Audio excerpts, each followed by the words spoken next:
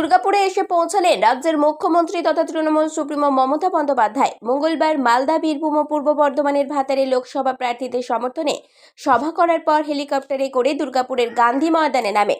সেখানে থেকে সড়কপথে সিটি সেন্টারের বেসরকারি হোটেল সিটি রেসিডেন্সিতে এসে ওঠেন মমতা বন্দ্যোপাধ্যায়।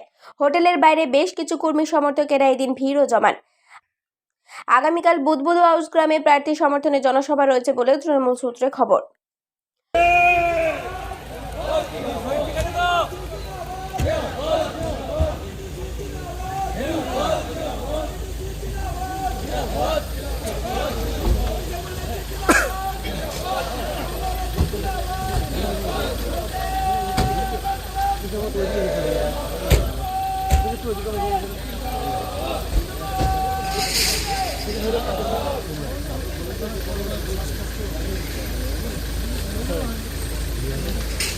দুর্গাপুর থেকে কৌশিক বাসু রিপোর্ট, 99 নিউজ বাংলা।